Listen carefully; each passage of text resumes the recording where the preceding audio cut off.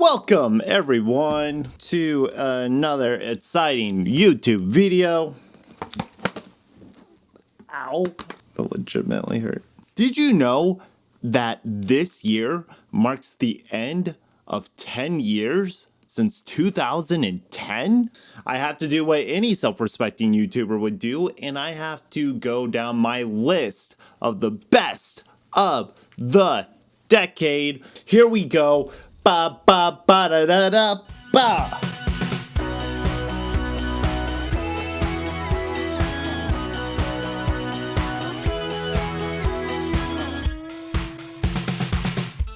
Is this a definitive list of my top 10 films of the decade?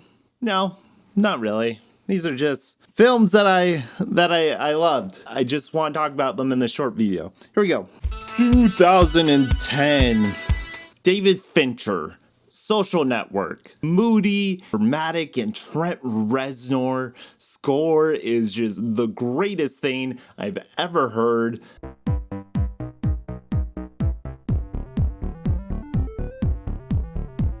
There's so many quotes in there, and there's so many layers to that film that just drive it forward. Facebook has gone through some changes in the last decade, so maybe we're due for a follow-up. And of course, I'd be remiss without talking about the great Edgar Wright, Scott Pilgrim. This movie is so energetic. There's so much love in it. There's so much imagery and colors and sound. On the surface, it seems like a pop culture obsessed, hyperactive film with no real substance. But the great thing about Edgar Wright, you start to peel back the layers of craft. You start to see the genius behind each little detail that adds up to this very just fun and satisfying film. It's probably Edgar Wright's funniest film. You want something bad, you have to fight for it. Step up your game, Scott. Combo. Break out the L word. Lesbian? The other L word. Lesbians? Scott Pilgrim is definitely up there for me. Bring in the international representation. I Saw the Devil. It's a revenge thrill ride where the protagonist, the hero, the person we're rooting for to get their revenge is even more psychotic than the killer that he's hunting down. The entire film is a cat and mouse game where the main character tortures and beats the antagonist to like an inch of his life, but he's not done yet. He wants him to live and suffer with his injuries. Unfortunately, that's his downfall, and even more people he loves gets hurt, and it's just a constant trying to one-up one another. And the film is just beautiful and thrilling, and Korea, you're killing it. Killing it, Korea. 2011. The Innkeepers, Ty West. Ty West, where are you, buddy? What are you doing? House of the Devil, just a great throwback, thrill ride, people in a house, crazy shit's going on, satanic panic. Innkeepers is just a low-key ghost story inside of a creepy hotel. Sarah Paxton, Pat Healy, creepy things are going on. The amount of tension and release in that film is great. I love the look of it. Ty West, make more shit, please, at some point, I hope. 2012. This isn't a prestigious list by any means. There's hundreds and hundreds of films that are better crafted, better made, but these are the films that have stuck with me and I've watched countless times. For better or worse, Prometheus is on this list because I've watched that too many times to count. The cinematography, the world building, the amount of love and grandeur given to this sci-fi space horror story is amazing. I like the mysteries around it. Did Alien Covenant kind of throw all that away? Sure, but we always have Prometheus. We can always speculate about what it could have been or should have been, maybe. Dread, though, no conflicting feelings. No guilty pleasure. Dread is a fucking badass, balls to the walls action film with just a pounding soundtrack that just gets your heart beating. Gorgeous and beautiful at the same time while being grimy and disgusting and just the worst case scenario for humanity. Carl Urban is just perfect. An entire performance that just hinges on a mouth. Brilliant. We're flying through this.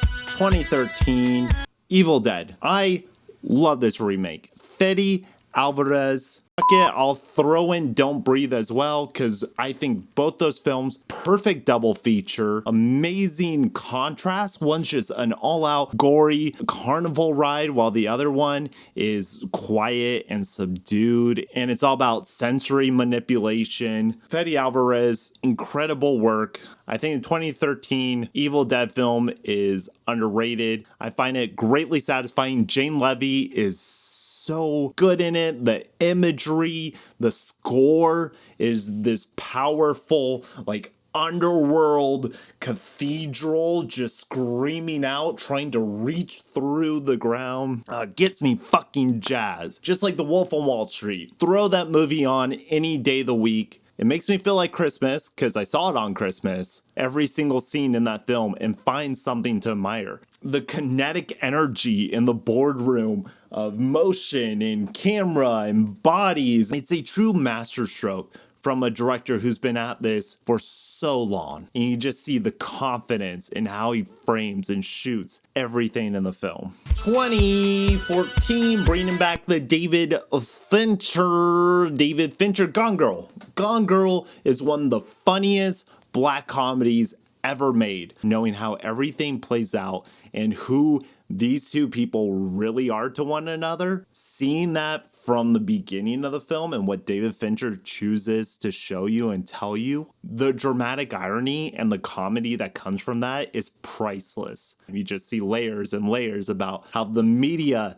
handles people and how we handle each other when the media and stories get thrown into place, and how that gets all stirred up in a mixing pot. What's truth anymore? David Fincher made Tyler Perry come off as a world-class actor. That's no easy feat. Gone Girl is a contender for my favorite of the decade, but it's definitely my favorite 2014. 2015. What do we have that marks that year? Family. James Wan grabbing Fast and Furious by the reins and saying, no, this is more than just men grunting in cars. This is art.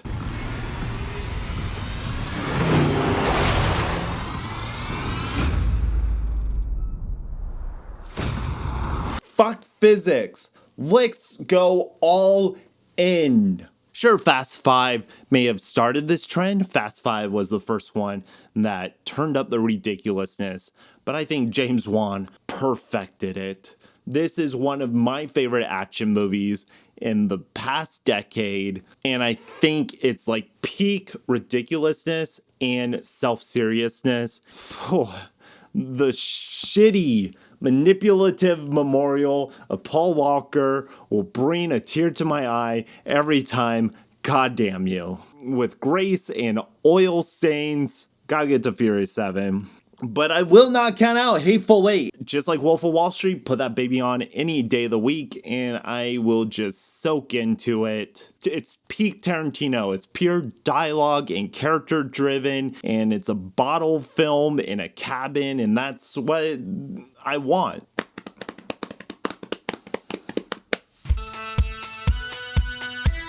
Nicholas Winding referenced The Neon Demon, a film that probably not a lot of people saw, and even less people like. It's a film about how LA consumes and ravages, then preys on the young, drains them and consumes them alive on this pursuit of endless youth and beauty, and is just disgusting and seedy and just a fucking trip of a film. Wherever this film goes, I'm with it 100%. It makes me feel gross and dirty for watching it, and I like that. I like being challenged on who I am emotionally and how I think. Neon Demon just hits a perfect stride of reference, esoteric way of shooting the soundtrack and the mood and everything. This vaporwave sheen on it. It's just, it's candy to me. I love this film. But all bets are off in the year 2017, a mere 2 years ago. Can you remember it? Can you feel it? 2017. Where were we as a nation? Good time and a ghost story. Polar opposites. Good time over here is just an adrenaline descent into madness and craziness and regret. Robert Pattinson acts his fucking ass off. It's a great time. Ghost Story is miserable. It's slow, it's meditative, it's depressing, it spans decades and hundreds of years. You just soak in it and you hate yourself and you question your existence, who we are and what is storytelling and what do we do and say and act and be and what do we leave behind? What is our purpose? Why am I here right now talking to you about this movie? It's graceful and it's melancholy, one of the most gorgeous fucking films to ever be made. I'm glad we have it. I'm trying to build up the emotional capacity to be able to watch it again. 2018. There's a lot of things in 2018, a lot of controversial movies, a lot of big movies. I'll pick Annihilation. The shit that Alex Garland is trying to achieve with this film is insane. The last 15 minutes alone is just like the most bonkers, craziest thing I've ever seen in like a mass marketed sci-fi film. It's so unfortunate that it got a Netflix release and almost most of the world because it's truly a beautiful cinematic experience. The sound system just blaring and kind of disorienting you on an auditorial sense. It's just a part of the experience. It's the best I think I've ever seen Natalie Portman act. I think there's a lot of themes about tragedy and scars and how we look at ourselves and how we treat ourselves on the other side of coming out of abuse and tragedy and sadness, how that can annihilate us like a cancer growing and festering. The themes of the film, I feel, are much deeper than what people give it credit for. They wanted horror experience, and yes, there's elements of that there, but I don't think that's the point of the film. Whew. In 2019, it's 2019, that's where we are right now. What is my favorite film of this year? It's The Lighthouse. Look at everything I've picked out so far. Of course, I would like a closed aspect ratio, black and white sea shanty film starring Willem Dafoe and Robert Pattinson. What more could I possibly want? There's Lovecraftian themes. It's dirty and nasty and gross. It's gorgeous. The Lighthouse, fuck it. That's my favorite this year. Best of the decade. That is a true question. What is my single favorite film experience that has happened in the past 10 years? One that I will not be the same person that I am today if I did not have this in my life. I would say the runner-up, an honorary mention with all the best regards and all the best intentions that I have. Anton Yelchin, double feature, Green Room and Thoroughbreds. He had too much talent to be God. It fucking sucks. Green Room is the most true punk experience I've ever seen put on film.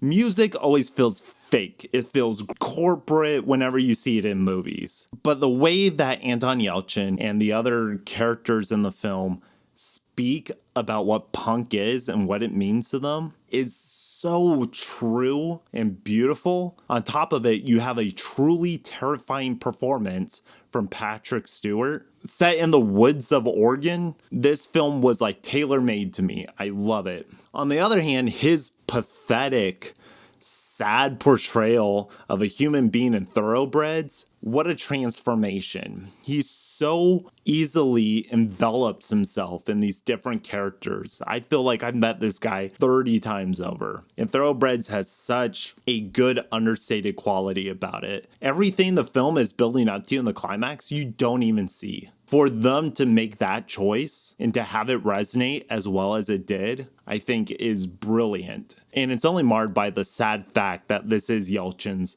last performance. I think it's truly one that shows off his talents, even in a supporting role. But those films and every film that I have mentioned don't lay a goddamn finger to Sucker Punch. Zack Snyder. God Snyder. What's his middle name?